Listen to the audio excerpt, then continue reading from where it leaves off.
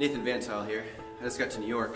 I'm supposed to help Hitesh out with his son and ask a few questions about Infinii. So let's go find him. I think this is the door here. It's open. Hitesh? Hang on. What the? Are you doing push-ups? I've been a part of this early on, and one thing that's been very attractive is the fact that how transparent you guys are with the entire business. So one thing that I'd like to know is what is happening with this pre-launch, if you could explain. Sure. Well, let's start with the basics. I think the most basic part is you knock before you enter somebody's room. Having said that, the first thing you have to understand is how different Infinii as a company is from a typical company. So we don't fit the typical model in many ways. And let's address what should happen in some people's minds at a pre-launch. When a typical company goes into pre-launch, what they're trying to do is get as many people in as possible, as quickly as possible, take all their money right away, and then you will slowly over time give them a reason to stick around. And I think that's a very dangerous business model. I think it leads to problems, not just in a compliance way, but it's just ethically not the right way to do business. So our aim is actually the opposite, because we aren't starting out as a nobody who doesn't have a user base. We have a very strong user base, and we are trying to restrict how many come in right in the beginning. So we had this whole concept in our mind. We're going to run with this invitation-only system. We're going to allow about 1,000 people to come in the first week, and then we'll have about 7,000 to 8,000 people the second week, and then we'll have about 20,000 to 25,000 people the third week, because it's an exponential growth. That kind of went out of the water because we went live, and within 4 hours, we hit almost 1,000 people already. And that's kind of one of the things that we're being very strategic about. We don't want to just suddenly blow this out of the way. It's a pre-launch. It's really to give our members a chance to come in, get their teams in, build with their closest friends and things like that. And 1st December is when the whole thing goes live for everyone. So it's a little bit of that. There's obviously a little bit, we have a little bit more caution in the way we do things. We don't just throw something out there and say, everybody pile in and we'll figure out everything else as we go along. It's more of, let's be careful, let's be strategic, let's not accept payments until we know everything is going to be great. And I think that goes to the foundation of it all. We are not a network marketing company, and I said this at our event, we're not a network marketing company with an e-commerce shtick, to kind of make people sign up. We're an e-commerce company, and we use network marketing as a business model, as a distribution channel. And that's the way they were supposed to be done, as opposed to 90% or some of the companies. Don't quote me on 90%, but most of the companies out there. So I think that's really what it is. There's a foundational difference in the business model.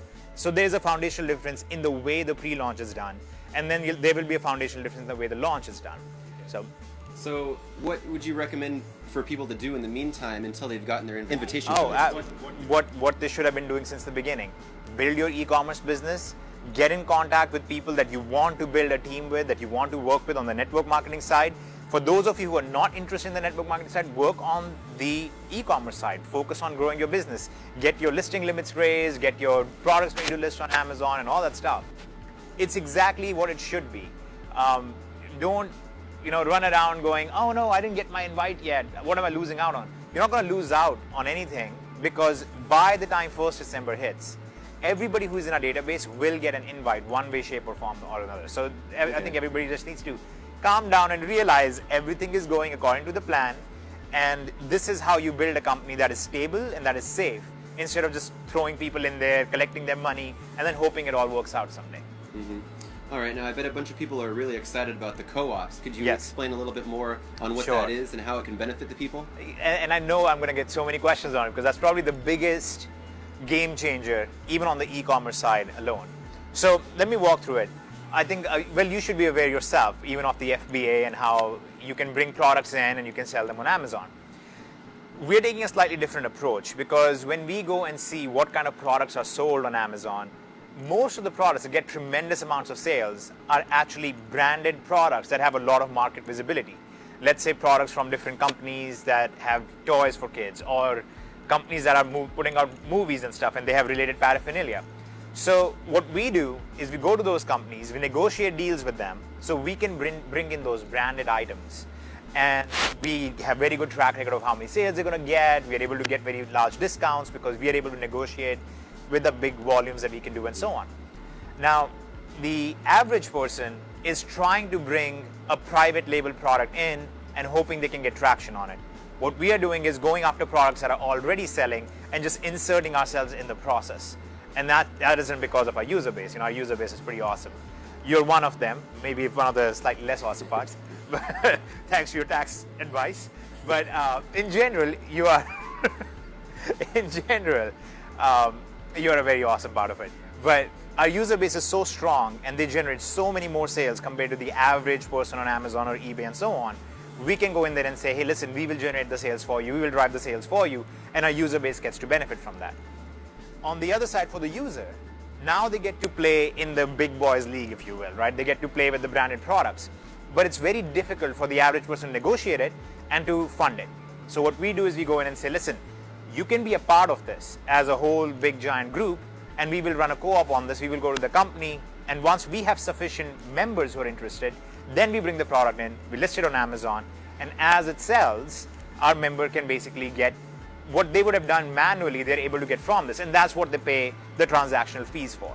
So essentially, we're providing a service that I think is very much needed for the average user and will help us take down the road of where we are trying to go, which is having our own internal marketplace with our own internal consumer base, which I think should be the aim of any company getting out there. And then next on the list would be the digital. So could you explain a little bit more about Infinii Digital? Sure. So actually, we just did our first beta launch of a product in Infinii Digital landscape, which is the Shopify product. And if you look at the digital products out there, I think it's about very fair to say, and I might be overestimating this even, that 99.9% of the products will never do even 6 figures in gross sales. Okay. So we just put out this first product. We were very careful to not over push it. Okay, we did not bring in outside affiliates. We did all of the things that we do when we're being cautious, and they just grossed over $300,000 in their first week. That's a very, very strong showing. So we know we have something very strong for our digital producers. People who have digital content. I know people like you, there are many people like you who have figured out a unique twist on how to do business better, or know a little bit something about anything. You know a little bit about photography and how to enter people's doors without knocking and showing decent politeness. You could make a course about that kind of stuff and put it out there. And as people purchase it, without you having to manage it, you don't have to manage the payments on it, you don't have to manage affiliates on it, you don't have to manage the tracking on it. The Infinii Digital project basically takes care of all of that for you. And it takes very, very minimal fees. But again, the whole idea is now we are giving our users one more thing that they can do. And see, the idea is the more economic activity you give the average user to do, the better your results are and the better their results are. I see. So where does where does DS Domination play in the entire picture of Infinii? It's essentially a product on Infinii. It always has been. That's the thing. It has been a piece of Infinii Digital since the beginning, but obviously we didn't talk about Infinii Digital because our user base was about e-commerce. Now our user base is way bigger and we're covering a lot of different things. So we have e-commerce and we have all of these other things as well. So DSD becomes a product on Infinii Digital, just like Shopify product is a product and parts of Genesis can become products and so on and so forth. So we're going to have thousands of products on Infinii Digital, and DSD is our strongest and the best-selling 8-figure product on there, which again is a strong showing for Infinii Digital that our first products have done as well as they have. Okay. So where do you see Infinii going a year from today? That is a very difficult question to answer because I'm in a place where I can see what it could be, right? And then you also have the real world projections of this is probably what's going to happen and so on. So it's hard to say because Infinii is such a massive conglomerate. There are so many different pieces in there. It's safe to say I expect us to be the best business model for the average consumer out there. That's really the aim to begin with. So that's what we want to begin with. That's what we want to achieve. At the same time, I think what we want to do is create a community where everybody can be doing different types of economic activities, but they're all benefiting together. So if you're selling on eBay or Amazon, great. If you're selling digital products, that's great. If you're referring vendors, that's fine. If you're manufacturing your own products, awesome. If you're going to be in the lead generation business or providing marketing consultations or whatever, all of those things will somewhere fit into the Infinii system as a whole, even freelancing in general. So it's hard for me to just look at that and say, oh, here is what's going to happen. And I think people who speak like that typically have limited business experience, and they are the app launchers. They're like, oh, I'm going to launch an app and I'm going to revolutionize the way people eat food, and then nothing happens. So I'm very cautious about projections, but I think we are already the best business model that exists for the average user, and I see us really solidifying that position over the next year or so. Okay. And then one question that I've seen a lot on Facebook is questions about trainings on each one of these moving parts in Infinii. Is there going to be trainings for vendors on how to Yes. plug in vendors? So all of this, so forth? yes, all of this training will be there over time as it becomes more and more relevant. One of the concerns that I have is if you have so many different directions that you can't just throw somebody out there, right? I mean, we're not born with 5 degrees given to us and saying, all right, go out and choose what you want to do. You take a long time nurturing that. You try and figure out over time what are your interests, what is your expertise, and then you go in that direction a little bit more. So we're going to release these pieces over time in an individual way. You want to give people a very clear direction on this is the most profitable path for you. This is the strongest showing so far, and give that to them and let them make their decisions with that. So we are not going to, like, the day we go live, we're not going to suddenly have, here's how you go create products for digital, and here's how you freelance, and here's how you refer vendors, and it's going to be very controlled. It's going to be, here's how you sell on eBay and Amazon, here's how you participate in the co-ops, and here's how you participate in the marketplace. Now you have something to begin with. Start solidifying your business. And that is the other thing you have to keep in mind. We are not trying to throw out a bunch of things and see what sticks. What we are trying to do is throw out what we know already works, let people use it, and then complement that over time and let them build up from it over time. Okay. Does that make sense? Yeah. So I guess a lot of people's question is, how do you come up with stuff like this? Like Infinii, like... Okay.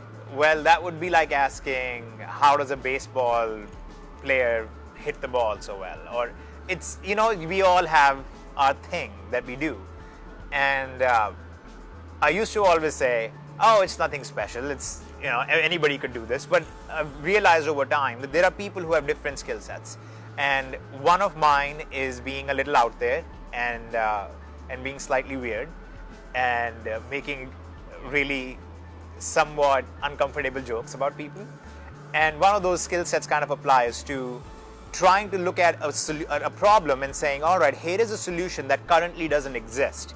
Because I think the way most business works, and that's a very good thing that most business works like that, most businesses are created to do something better, right? They look at a problem that is already being solved and they say, I can do this better. They build a better mousetrap, if you will. And I like doing that, but one of the things I really like thinking about and I really like doing is, how about building something that doesn't exist yet? And seeing how that will fit in the marketplace and so on. So I think part of it is that. The other reason why I'm able to come up with something like this is the raw data that I get to see. Most people don't get to see the kind of data that I get to see, right? So I'm able to see what users are doing. I can see on a daily basis, this is where $8 million was just generated, this is where 4 million were generated, this is how much effort this took, and how much effort that took, and how many people are participating in those things. So I'm able to start looking at that and going, okay, so if we move this part from here to here, this is the result we should see. And then you start doing those little experiments, and then over time you go, all right, now we are ready to make it a bigger piece. And that's how you kind of, grow it over time. Mm-hmm. All right, well, this has been very enlightening for many. So I'd like to thank you for your time, and we'll look forward to the next meeting. Absolutely. Yes, and it was great for me too. Thank you. All right, so there you guys have it. We got a lot of questions about Infinii answered that we all wanted to hear. If you guys have any additional questions, go ahead and comment below. If you guys already see a question that you wanted answered, go ahead and just hit the like button on that. Thank you. See you next time.